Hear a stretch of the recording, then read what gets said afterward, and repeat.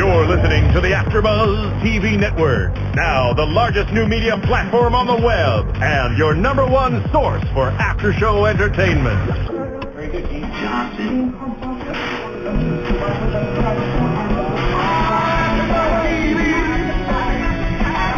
From the AfterBuzz Studios in Los Angeles, California, presented by Maria Menounos and streaming live thanks to Akamai Technologies, this is AfterBuzz TV's Hell's Kitchen After Show. We'll break down tonight's episode and get you all the latest news and gossip. And now, another post-game wrap-up show for your favorite TV show. It's AfterBuzz TV's Hell's Kitchen After Show. Oh, there it is. Yeah. I love it. I love it. What's up, everybody? How's everybody doing? This is Hell's Kitchen, Season 12, Episode 1. I can't tell you how excited I am, but I'm going to tame my excitement because we got to get some things going on. I am your host, Lem Gonsalvez, and joining me today is my brother from another mother, Mr. Leo Quinones. Still have to him. Hey, how are you, Lem? It's great to be here. Oh, man, it's good to see you. And it's the first episode, and we already have a special guest. Yeah. And I'm very excited. This is Sheila Conlin. Tell them hello, Sheila. Hello. Yes, I love it. I love it. And we have Marissa in the booth holding down the 1s and 2s. What's up, everybody? And we also have, it's a full house today. Sure. It's a full house. We got Jordan, who is Sheila's assistant. You can't see her, but she's very beautiful, and she's sitting on the couch, very lovely, and we appreciate her having here. Clicking away. Yeah, exactly. Taking photos. I feel like paparazzi. It's all good. That's yeah, right. You know, but it's That's first right. episode. We turned up. Oh, my. Yeah, I that's how just it had goes so down. much fun. Right, it is. Wasn't that a great hour? It was a great hour. It was a great hour. And I'm going to ask you, what did you think? What did you think? Well, I've been waiting and waiting and waiting, and Gordon delivers every single time. Yes. You know, you don't know with this first episode what's going to happen, how they're going to arrive, in what fashion, helicopter, boat, Right. you know, beach Right. cruisers. Right. And, you know, so... Tricycle. Even backing up a little bit more, Lem, going Right. back to those strange Sin City opening credits. Yes. What's going on there? I don't know. I mean, well, we have Sheila, who is the casting director. Yeah. Maybe you can shed some light. Did you have any ploy into that, or She doesn't do graphics. Right, I wish. No. But, you know, every season there's something new to introduce the cast. Right. And they get really creative, and the Fox team and the production team, Arthur Smith and Kent Weed, they just always outdo one season after another. Oh, we're looking after them too. We Yeah. are hunting them down. yeah, we need to get 'em. You know, the thing about Hell's Kitchen is it's a voyeuristic thing where the viewers and the fans get to see what's going on. Yes. But when you have Sheila Conlin here, who's cast every single episode, That's amazing. every season, Yeah. the minutia and the knowledge that we thirst for is right here It's in right front here. of us. It's very That's right. exciting. Yeah, she has It's all this, locked. all locked in the trap, steel trap, right Well, there. tell us what the steel trap is. And I a mean, special book. Yeah, it is. it's the holy grail of Hell's is. Kitchen, is it It not? is. It is. Tell us about it, Yeah, Sheila. what's What do you in got there? here? Oh, well, this is the book that holds the cast that was chosen for season 12. So this gives you gives me their little background and how I pitched them to the executive producers, and how the executive producers and I pitch them to the network, and how they get chosen. Awesome. Let's go back. Let's go back. Let's start with the star of the show, Gordon Ramsay. When you see him, how would you describe him as a TV host? How would I describe Gordon Ramsay as a TV host? Yeah, because everything revolves around him, including casting. So Well, first of all, I'd say he's the best TV host ever. Ever. so many shows. How many can you name? I mean, That he does? on this side of the pond. Oh my gosh, he does Hell's Kitchen, Kitchen Nightmares, Hotel Hell, Master Chef. Now, do you do the casting for all these shows? I do them all except for Master Chef. Wow. And MasterChef Junior is on fire, Yeah. and you know you also have Gordon Ramsay, Gordon's Great Escapes, Ramsay Behind Bars. You know, the guy just is everywhere. Oh, he's amazing. And how I would describe him and why I think he's so fantastic, he is the real deal. There's no baloney. I don't know what we can say. We're used to Right. saying other things because Right. Hell's Kitchen. But no, he's authentic. He really it's the truth. I mean, in that kitchen, the bar is so high, and it's, you know, you could kill someone if you have bad food. Yeah, you can. So, and the prize is, it's a huge prize, and it's every, you know, chef, line cook, prep cook, sous chef's dream is to have their own restaurant and be an executive chef. So it has to be tough, and he means it. That's really him. You know, off the screen, he's also a sweetheart. He's a sweetheart. You know, I follow him on Instagram because I guess if I have a man crush, I'm going to say it right now, Lem. Say it. Say it. It's the Ramsay man. Yeah. But let's really go back and talk more about how has the casting of Hell's Kitchen evolved over 12 seasons? What was it like season 1? And tell me about the progression. Season 1. That was really fascinating because obviously our first time out of the gate, and for Fox. So doing a first run show is really hard. Yeah. Because people don't know. Fortunately, some people knew about a show, you know, on the BBC. I think it was BBC, right? Yes. Yeah. And so we could refer to that, but it was basically, you know, how do you get people to come on and compete? And back then we couldn't even say what the prize was yet. Really? Right. So a lot of, and I don't even think. What was the reason for that? It's just because it was still getting things through the network. I don't even think we could say the network. So if you can imagine, my job is always really difficult. So getting people to come on and compete, and you really can't tell them too much. So first season was, gosh, I remember we saw lots and lots of people because the culinary world, I mean, so many people are working in kitchens. Right. And so we really went in for the underdogs, the ones that are working the line, the prep, the sous, because that's where it all starts. And they aspire every day to be able to get that recognition. And could they possibly get a restaurant? So my tactic was going in and going, I can make your dream come true. This is a once in a lifetime opportunity. You can actually have an opportunity to win and run a restaurant. So people were crazy about that, going, great, sign me up. I want to do it. Right. So first season was really fun. And I actually, one of the guys I interviewed, I don't know why it happened that way. It was in LA. And I said, I want to interview this guy. And he's the one that won. Really? Yeah, but I had this feeling. I'm like, I have a feeling he's going to be the winner. Wow. And it was Michael Ray. On the first season. Yeah. Yeah. I remember that. I remember him staring up at the billboard. Yeah. You know, in the middle of the night when Hell's Kitchen used to be on La Brea in Los Angeles. Yes. And he would just have meditations, late night smokes, and talk to Gordon Ramsay. And he did take it on. Well, to me, he was the epitome of what, you know, chefs were back then in a kitchen. It was, you know, he had difficulty in school, you know, I think it was dyslexia, and you know, and a lot of kids find their way in the kitchen when they're having learning issues, right? Because all of a sudden they can get in there, and it's with the knives, and it's the focus, and it's an artistry. You know, food, you know, making food is like an artist. It's a blank canvas, and they're creating something. But a lot of the times, a lot of these chefs belong behind the line and never in front of a camera. Am I right, Sheila? Well, that, but I think that's apparent. That was the other fantastic thing about casting this, because, you know, yes, we all want to see hot people on TV, right? But, you know, this was real. Again, bringing back to what reality TV is. Right. These are real people doing real things. And in a kitchen, it doesn't matter. They don't have to be blonde, thin, and, you know, supermodels. Right. These are the real deal. Exactly. And this was actually the first show that brought these, you know, real people onto the screen that didn't have to be. Awesome. Yeah. Well, we want to start talking about this particular episode because this is season 12, episode 1. But before we do that, we have a special thing we want to do. The owner of AfterBuzz TV that we're so gracious to have here, Maria Menounos, has a show starting, and we want to divert it over to Marissa for a spot. Marissa, why don't you go ahead and take that away for us? Tuesdays on Oxygen. I'm Maria Menounos, and my life can get a little crazy. I host Extra. I'm an actor, producer, dancer, wrestler, and a lot of other things.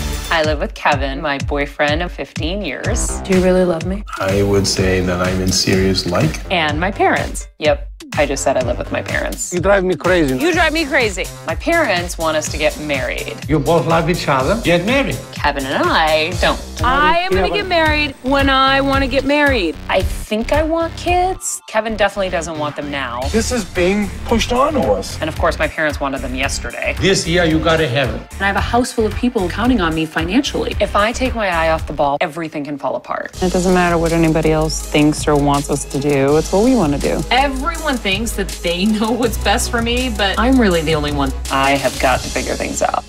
Chasing Maria Menounos is so new. Every Tuesday at 10, 9 Central, starting March 18, only on Oxygen. All right.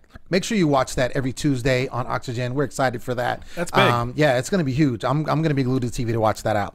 But right now, like I said, let's get back into the today's episode that we watched. It was power-packed, as normally the first episodes are. It introduces all the cast. We got 20 chefs that started.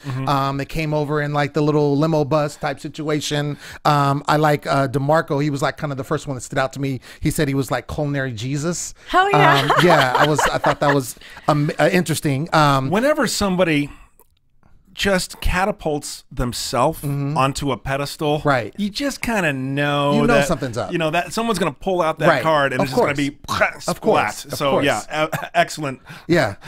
I think so. So we had DeMarco, and then we see the chefs. They come in, and there's actually, this is a little different. I never seen it this way, but they came in, and then there were chefs already cooking. Yeah. And there was people already eating. Hell's Kitchen in full progress. A nice dinner service, a nice vibe, everything going on there. Yes. And the 20 contestants, the hopefuls are like, what the heck? What's going on? Exactly. So Chef Ramsay said he wanted to, show them what he wanted a good kitchen to look like, something to model from. So they're kind of, taking, of course, and then we have this dance segment that broke out. Like I felt like the show changed and it went into Glee or something.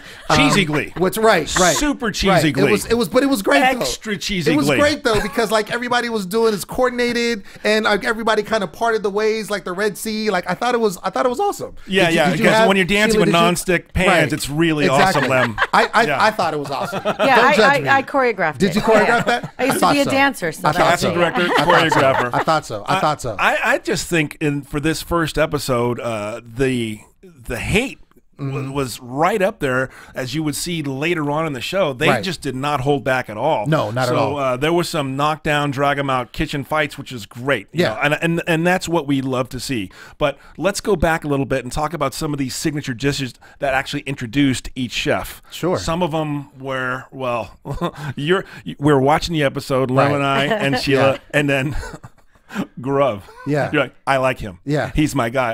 That's my dude. That's my dude. What do you think of his cooking technique? I thought it was special. It was different. I thought it was different. Tell me about his culinary technique there, Lem. No, I mean, I thought that he was just original in what he was doing with it. I mean, I'm a fan of cooking. I can't cook at all myself. Sure. So, I don't, I kind of know my limitations. But, I thought he was doing a good job. But the peppery risotto, I thought that was a good touch. Okay, I personally did. Remember, you got to cook for the room, not for your own palate. And what true. about him dipping his finger in the risotto? Okay, that was nasty. Okay, let's just be real. That was nasty. That was nasty. To get some backstory, how about it, Sheila? Tell us about Gaurav Naveen from Pennsylvania. Well, Gaurav was one of our rare finds. I mean, when he walked into the room for his first interview, we were completely floored. Yeah. Are you around the country? Oh, yeah. We cast nationwide. Okay. Most seasons we pick certain cities that we actually go to, but we always cast nationwide. It's open for everybody to apply. So your life just gets uprooted.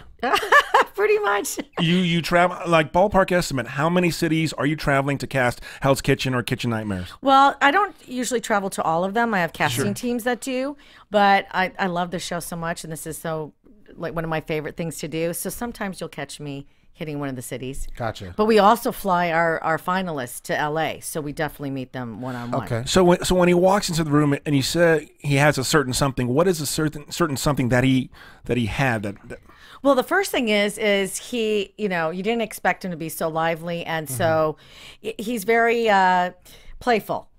Yeah, he's very playful and funny, and he called himself, was it the Hindu Rebel Executive Chef? Wow. And we're like, Hindu Rebel Executive Chef, what does that mean?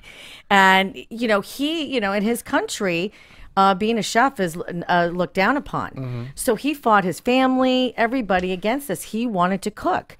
And so he stuck it out.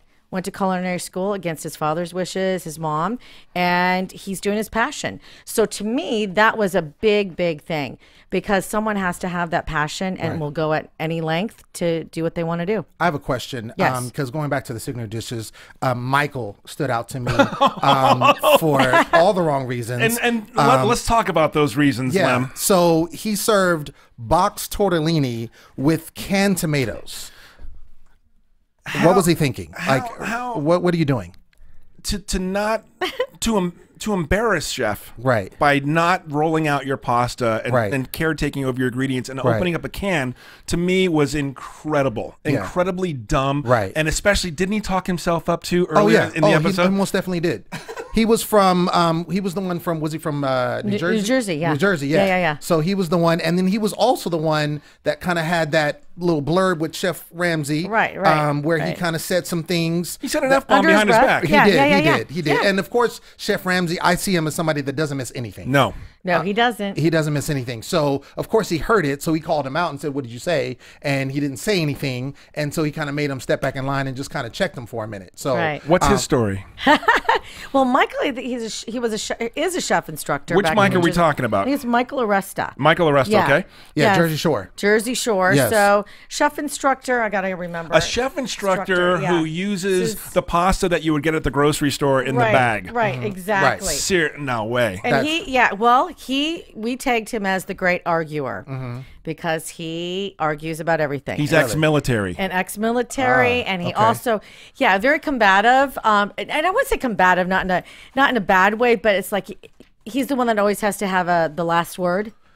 That I type see of guy, yeah. I Which, see did that. you see that? I Yeah. think it's funny too because later on in the episode, when they lose the challenge, the men lose the challenge, or the blue team, I should say, they're caught cleaning, and everybody's kind of harping on him because he's kind of being lazy. He's Right, just kind of right. sitting there Pushing and the he's vacuum pushing the cleaner. vacuum, right, like over the same spot, looked like 10 times, like just wasn't doing anything. And then like towards the end, we see him like in the kitchen, just kind of eating, I think, or something like that, where everybody seemed like they were still working. So I'm not trying to nitpick, but when I look at contestants and I watch how they behave during their punishments, and I try to get a read on what their character is like. Are they taking their medicine and they doing a good job and they're sweeping and scrubbing toilets, Right, you know, and, right, and right. cleaning out the trough from the piglet, Right. or are they, bitching and moaning and Right. complaining? And the Ralph Johnson. I think he might have had the line of the night. Yeah. Because I'm excited to get cleaning. Yeah, that guy,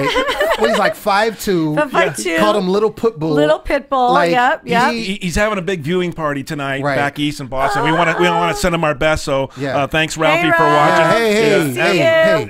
Absolutely. Speaking of kind of strange things, Jessica, she said she would marry her knives. So I don't know how I feel about that. Well, I Jessica is so passionate about cooking. She's been cooking since I think high school. Oh, really? Yeah, she started out cooking in high school. Okay. She had a line when she first came to us in her interview was, if your ass is like grass, I'm the lawnmower. Nice. Okay. But she definitely loves cooking. That's all she wants to do. So Really? everything, knives, food, anything to do in the culinary world, that's just her. Right. That's it. She's immersed in it. She nailed her signature dish, and she's a did. chef, Jersey Jeff. She likes to go by that name, Chef Jersey Jersey Jess. Jess. Chef Jersey Jess. Chef Jersey Jess. I'm going to get that right. That's a tongue twister. Yeah. we got 12, and I love her motto. Yeah. Shut up and put it in your mouth. Okay. That's Chef Jess right there. Jordan, how you feel about that motto? You like that? I don't know. That's crazy. As long I as, see that. and she promised she's not going to cry. Right. That's so right. We have. Okay. I think she's going to be the first one to cry. Tell us about Jessica Vogel right now, Sheila Conlin. Oh, I'm sure there's going to be some tears. Uh-huh. How yes, so? yes. Is that an educated guess? Is that a You prediction know? or is that you know? You know what? Here's the thing. Yes. All of my contestants cry eventually. Okay. Okay. Someplace. It is Hell's Kitchen for a reason. What was your first read on her? Oh my God! My first read on her was like, "Is she for real? Really? Is she for real?" She walked in. This is the person that you ask one question and you don't have to ask a second. Oh, okay. Oh yeah, Just like Right on. that. Just everything comes Boom. out. Speaking of staying with the red team, Simone.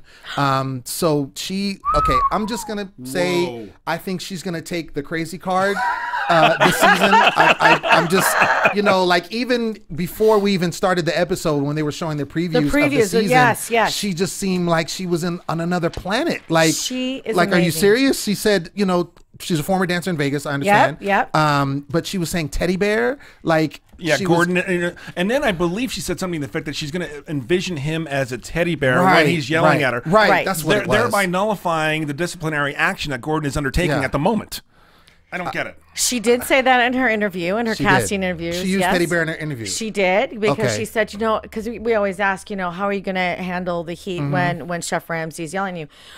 I'm just going to imagine him as a little teddy bear and I'll squeeze him. All right. So yeah, she's got that really quirky kind of bug, cartoonish eyes, and voice. Yeah. So she was a dancer, was involved into a car crash, and then became a chef. Right. So how to credit Lem, and that craziness has been shoved into every Fox promo for Hell's Kitchen. Then that wide-eyed look in the kitchen where Gordon is dressing you down and ripping you apart, and she's giving these weird looks. Yeah. It took me to a strange. How was her interview, Sheila? Oh my God, we loved her interview. Why? Oh, because she was that quirky. She was. It's the rolling of the eyes. It's the little tiny voice, and I had to really step back and go, are you sure you can cook? Or why are you cooking? Why is this your passion? And, she pulled it through. It's like, after being a dancer, she actually worked at the Conga Room with Jennifer Lopez. On Wilshire Boulevard here in Los Angeles. Yeah. Interesting. So, but she said, after that, she couldn't go back to dancing. And she always was in love with cooking. And she decided to do it. And she really did. She worked hard in Vegas as a cook. I see. Yeah. So, okay, this may sound strange, but do you have, is it purposeful to get a crazy person in each season? That's a great question. Do you look at, okay, this is the person that's going to be crazy to give us, what we need? To layer on to Lem's question, you have 20, you're assembling a team.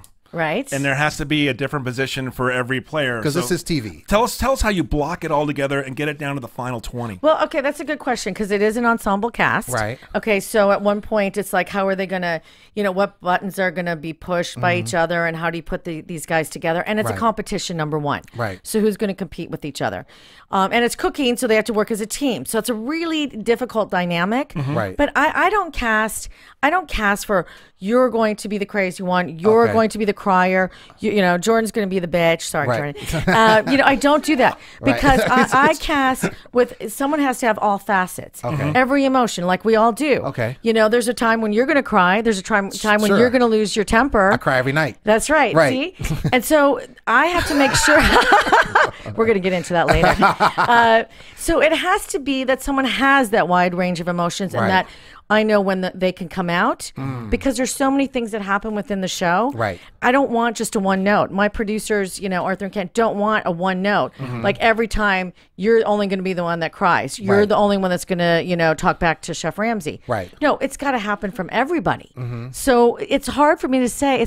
It's unique. Okay. Simone is unique. Okay. And I look for those unique, uninhibited, and ready to put it all out there on the line and go for it. Let's talk sheer numbers, Sheila. A ballpark estimate. How many people were interested in trying out for Hell's Kitchen season 12? Ballpark estimate. Oh my God, we have at least anywhere from 2,000 to 3,000 that apply. Send in their paperwork, send in their own tapes, or that we tape on the road. We usually hit anywhere from 5 to 8 cities. Do big open calls. We do a lot of pre-qualifying. We end up flying about 100 to 200, almost 200 into LA. Wow. And pick for 2 seasons. How do you peel back the layers of each individual and find out what their humanity is? That seems to be a real talent. Yes, thank you. I do it really well. Well, before you answer that question, you mentioned humanity, and humanity is a good word because that brings a segue to all of humanity. And I think all of humanity nowadays uses iTunes, and iTunes is big here at AfterBuzz TV because we are a podcast that is in over 70. We do over 70 podcasts. It's in multiple countries, and iTunes, people can go to iTunes and they can download our podcast for free, no money involved, and they can also leave comments, and they can ask us questions and all of those things that go on. So we need the Hell's Kitchen Army to band together. Yes. They're 2.5 million strong on Facebook. Gordon Ramsay has 1.7 million Twitter followers. Thanks for following me, Gordon. I love you. So listen, iTunes is where the world comes together, like Lem just says. Humanity. It doesn't cost you a penny. So just, hey, give us a good review. It's our first show, but thank God Sheila Conlin is saving us. Yeah, we want 5 stars, and I think Sheila is going to give us 5 stars. That's right. Just from her presence here. I feel it. Okay, fans, come on. That's it. See, bring it in. Bring it on. Ooh, let's hold hands. That's right. Yeah. So anyway, you were going back to what you were saying about the question that finding Leah had. who these people really are on a massive scale in such a short amount of time. Well, yeah, and the short amount of time is a key because we always get no time to do this. Right. But, it's getting out there to the masses, having everybody come to us. But when we interview someone, everyone has a story. Okay? Everyone. And to me, this show is all about passion. Right. And they have to have the passion for cooking. So I look for that first. And then where did they get that passion? Who did they learn it from? Was it a grandmother? Was it a grandfather, a parent? Right. Or, someone in school? And then why? What led them to cooking? Because it's like an artist, like a musician, right, a painter. It really takes this amazing creativity to be able to do it, and mixed with science or whatever. Sorry, that's why I know my culinary the elements. But they have to have a story, because what is driving them to get to the next? Same as what drives you to? Speaking of story, let's get back into the episode and let's go into where they're actually the challenge. So it's the red team, and it's always the red team is the girls, and the blue team is the boys or the men and the women. And so they're cooking, and of course, whenever it seems like they cook a lot of the same things. They cook a lot of scallops. You see a lot of risotto being cooked, especially on the earlier parts. We're talking about service or the signature dishes? We're talking about service now. Oh, we're talking about service now. You know what? Yeah. If we can all just have a moment of silence for those beautiful, fresh, hand-dyed scallops that go straight into the bin. Right. Donkey! I don't believe it. Yeah. I mean, every one of those orders going in the trash just hurts. It does hurt. It hurts my pride. It hurts my stomach because I want to eat them. I know. It's like, I mean, I feel like these people, like I said, you deal with them and you choose them, but they know that, like I said, they're going to be cooking scallops. Yes. You're going to be cooking risotto. If I was a chef that wanted to, I would be cooking scallops every night to perfect. So when I get to Hell's Kitchen, Sheila, is that good advice? That's a good point. And a lot of these chefs, they do, and they cook it, but you don't understand. It's the pressure of Hell's Kitchen. Okay. It gets in there, and it's competition. So that's what people get so irate about. Go, don't they know how to cook? Right. No, the heat on that particular stove, the BTUs are coming out like a volcano. Okay, so you have to keep moving the pan on and off and on, or it'll just sear everything. And also, what I think about is it true when you're casting, Sheila, that there's probably a lot of aspiring chefs who just want to be on TV? Does that happen too? Do you ever cross that? They just want one thing, to be on the Food Network, Yeah, I think over the years it started to be like that, but I have to say Hell's Kitchen is the one show that we really get the true, authentic people. Because anybody you see on Hell's Kitchen, especially in the early years, you would never see them try out for any other show. Now that culinary has gotten so much bigger, the Food Network and the Cooking Channel and all of that, everybody wants you that. See a little bit more now because there's more options. But in the beginning, these people, you wouldn't find them trying out for a dating show or this or that show. It was strictly the show. Interesting. Okay. So getting back to the service, we talked about the scallops and we had a moment of silence for the scallops. And we kind of touched on the risotto on the blue team by my man, who is my favorite. They nicknamed him G. He was my favorite. Well, we'll get into that. You say he's Gaurav? Is that how you say Gaurav. So he's cooking a risotto and he sticks his finger in the risotto to taste it, and Gordon Ramsay immediately blows up at him and says, like, what are you doing? And of course, they give him his moment and he's like, well, my hand was clean, I just wanted to taste it, I didn't think anything was wrong. Everybody does it. Everybody does it. That's what he said. Does Everybody in the world does it. I mean, do you really agree with that? I don't. Not in a professional setting. I don't agree with him at all. I don't even do that at home. No. Like if I was cooking hot dogs, I'm not gonna pick. You know what I'm saying? I'm gonna use utensils. I mean, that's just, to me, that's just 101. But I think it's a good indicator of what you were saying earlier about the pressure in this kitchen. I mean, I think these are good chefs. Or good cooks or whatever, and I think they get there and you have someone yelling at you and cursing at you, and you have that you're trying to get these orders done. Right, and also it's a new team. You know, they're working behind the line in a restaurant, These are new people, so it's getting used to the rhythm. And Gordon reads a ticket so slow. Yeah, that's right. You know? And he has an accent. Right, Okay? right. Speaking of slow, not that she is, but my girl Joy. Let's talk about her for a minute. I put in my notes that she's a emotional hustler, and I thought it was a good indicator of her because she's the one that was on the scallop station,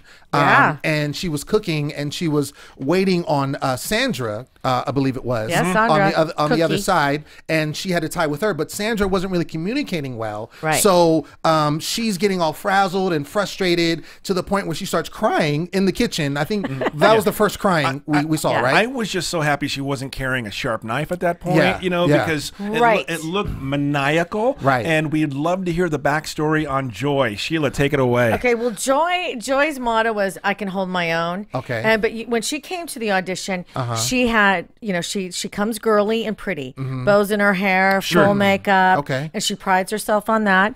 But she grew up in outside of Philly, outside of Philly, but would take the bus in every day to work in one of the restaurants in Philly.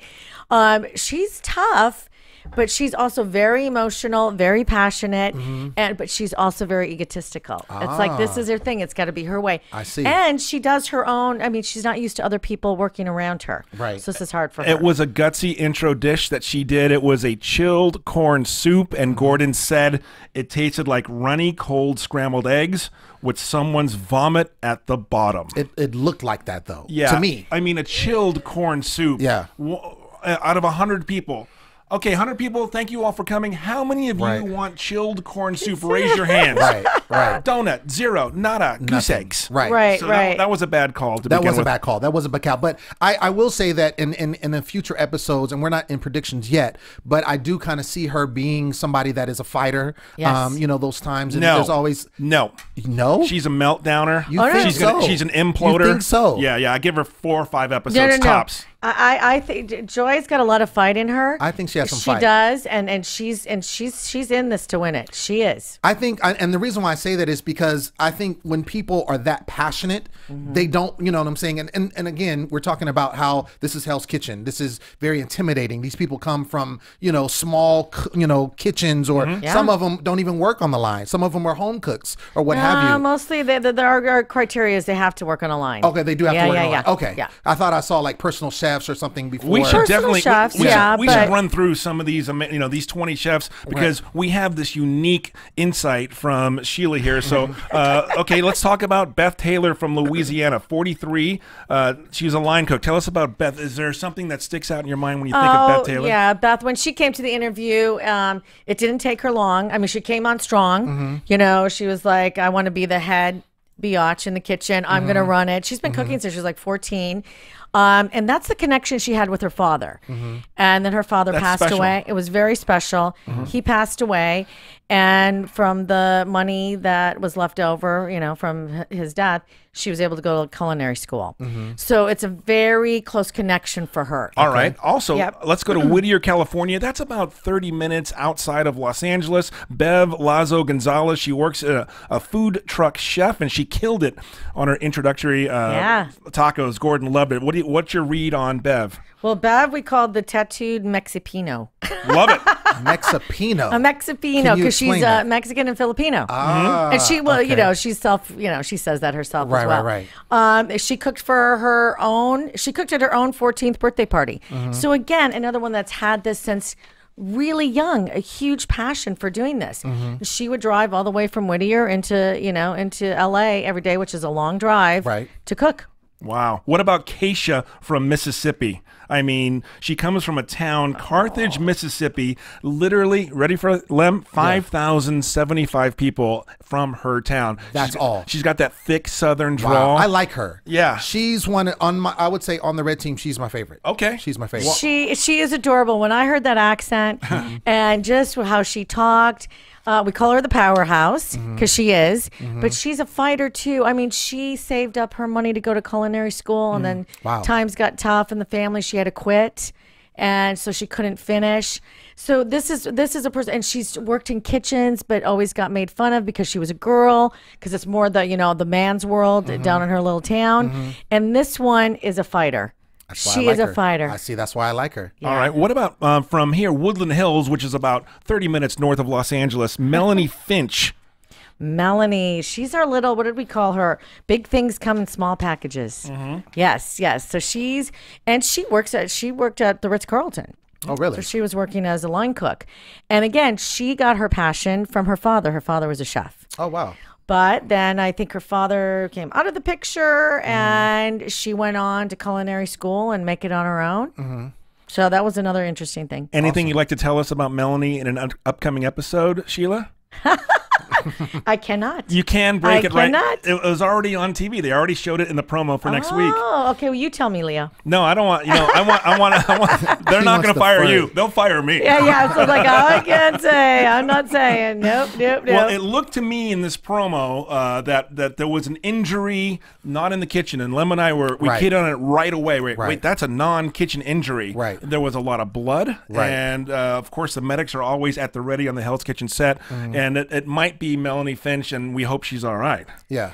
Let's hope so. Well, we'll table that because we want to get into predictions, and that's where that will come into play. Okay. But I would like to jump on over to kind of the end of service and when they're deliberating. So it looked like the. Do we have time for the big fight? The big, huge fight upstairs, a triple eviction. That was crazy. Let's talk about that. Let's talk about that. Okay, so you that had Joy, Sandra, and Nicole. That's what I got. Get out! Yeah.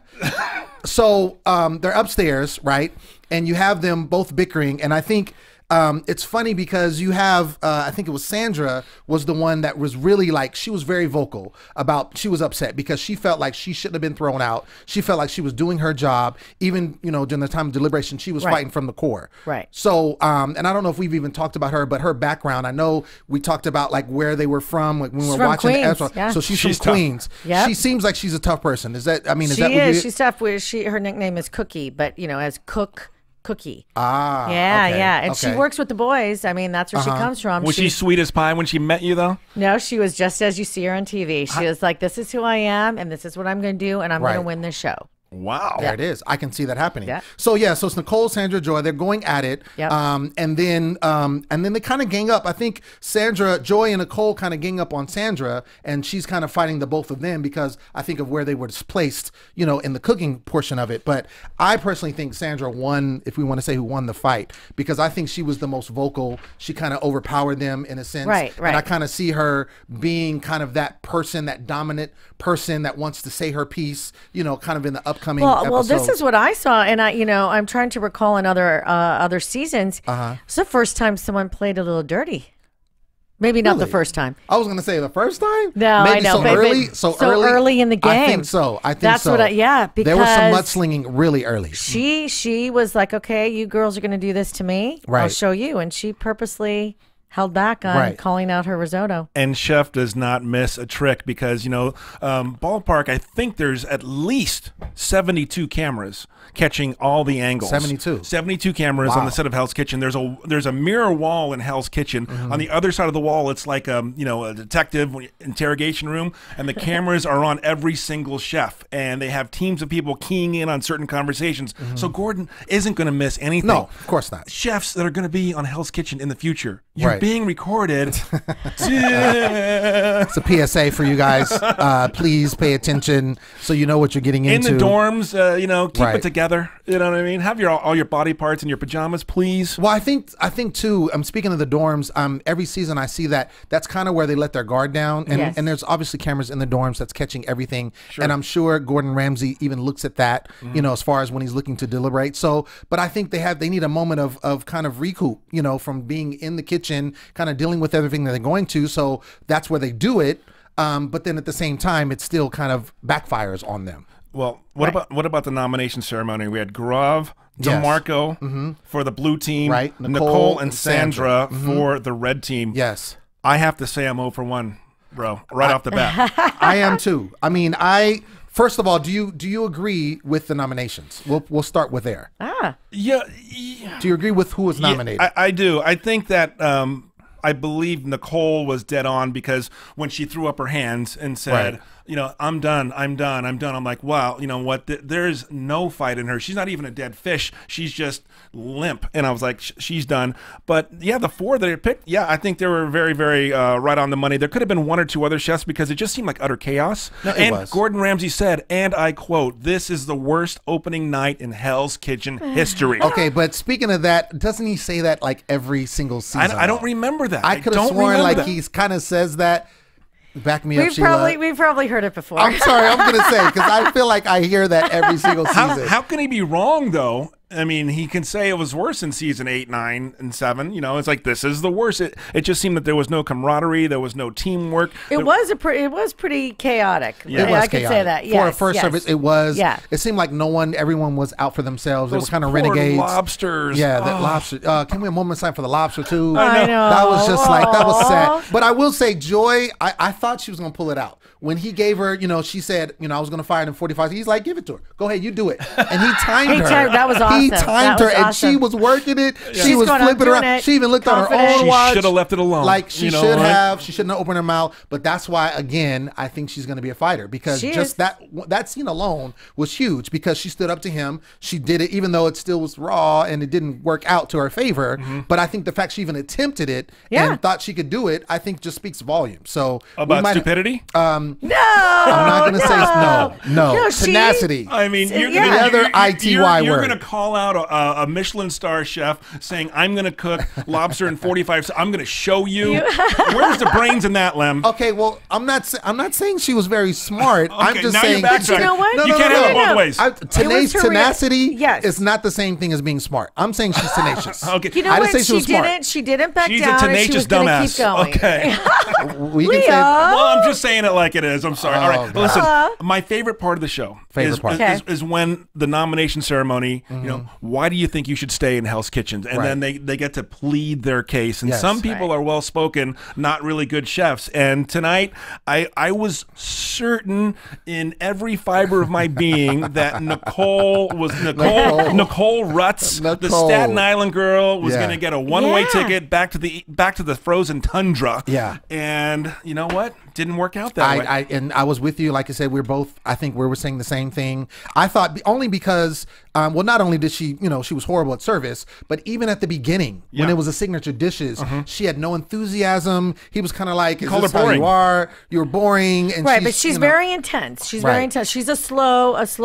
Right. She's rising up slow. And she had her moments where she was kind of standing up for herself. But then when it came time to the ceremony, she fell flat again. Yeah. So I just assumed because of that and everything that happened, she was done. But of course, Guaved. Yeah. It was Guaved. Oh, gee. And I'm because he was one of my favorite finds. He was my favorite. I even said that. I was like, I even wrote it down. My favorite. He's my favorite. He's your finger-licking favorite. He was my finger-licking favorite. But he had such great lines. Oh, he's hysterical. Oh, my gosh. He's well-spoken. He goes, "I have the passion. I have the knowledge. I have the drive." And Gordon goes, "You have the fingers." Right.